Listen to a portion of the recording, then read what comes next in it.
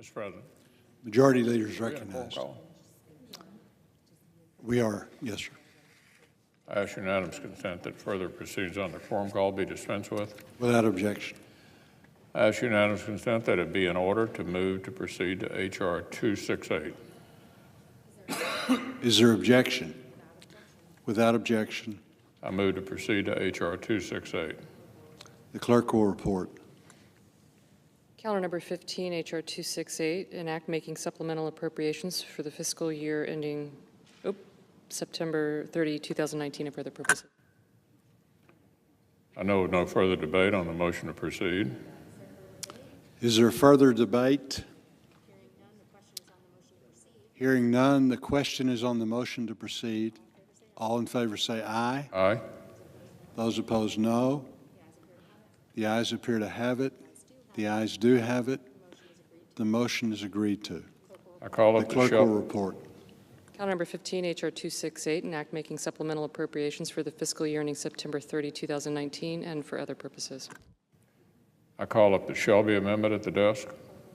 The clerk will report. Senator from Kentucky, Mr. McConnell, for Mr. Shelby, proposes an amendment number 5 to H.R. 268. I ask the reading be dispensed with. Without objection. I ask, Mr. President. The minority leader is recognized.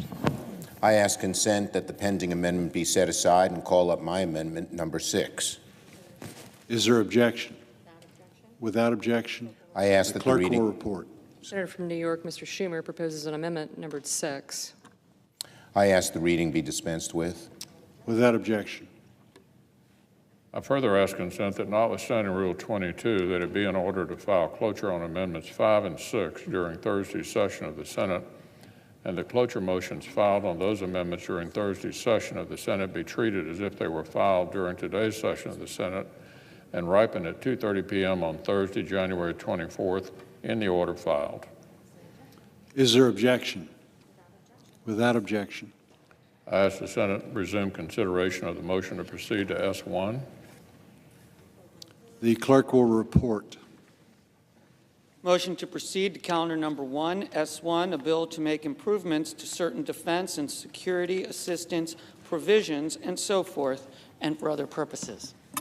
I ask unanimous consent that when the Senate completes its business today, it recess until 11 a.m. Wednesday, January 23rd, and that following the prayer and pledge, the time for the two leaders be reserved for their use later in the day. Without objection. So if there's no further business to come before the Senate, I ask to stand in recess under the previous order following the remarks of the Democratic leader. Without objection. Thank you, Mr. President. And I thank the Republican leader. The Republican leader has just announced an agreement we've reached about the schedule for Thursday's votes, two votes, and both of which will be amendments to the House-passed continuing resolution. First, the Senate will vote on the President's proposal, and then will vote on an amendment that is identical to the underlying bill. Now, the President said his proposal was a reasonable compromise. In fact, it is neither reasonable nor a compromise. There was no serious negotiation with any Democrat about what went into the proposal. That's because the proposal was never intended to pass. It's only a thinly veiled attempt by the President to save face. Anyone who looks at the legislation can tell it was designed to fail. In exchange for the wall, the President offers only limited temporary protections for DACA and TPS, protections he single-handedly removed.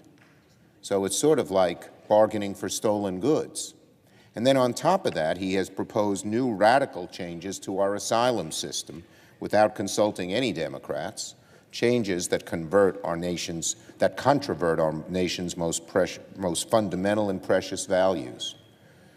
I hope it will roundly be defeated on Thursday. The good news is, after that vote, we have a second amendment that could break us out of the morass we are in. The Senate will proceed to an amendment to the House bill that is identical to the underlying legislation.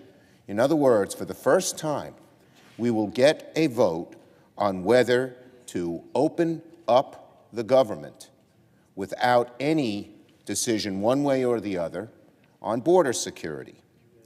The proposal also adds necessary disaster aid to several states that were recently ravaged by natural disasters. People are saying, isn't there a way out of this mess? Isn't there a way to relieve the burden on the 800,000 federal workers not getting paid? Isn't there a way to get government services open first and then debate what we should do for border security? Well, now there's a way, and that is the second vote that will occur on Thursday. It would renew all of the portions of the government till February 8th, open them briefly, but open them at will, allowing workers to get paid and to get their back pay. And it will allow us to then debate, without hostage-taking, without temper tantrum, without anything, how we can best do border security, get that done, hopefully, by February 8th, and keep the government open.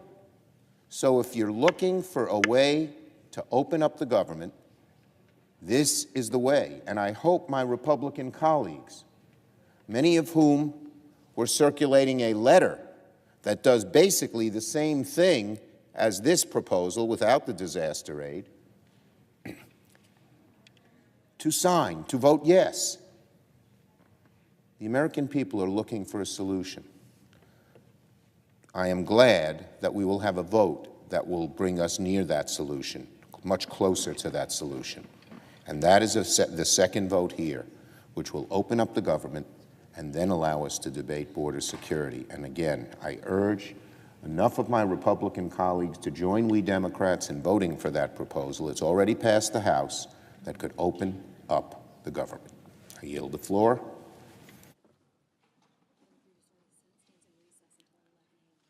Under the previous order, the Senate stands in recess until 11 a.m. tomorrow.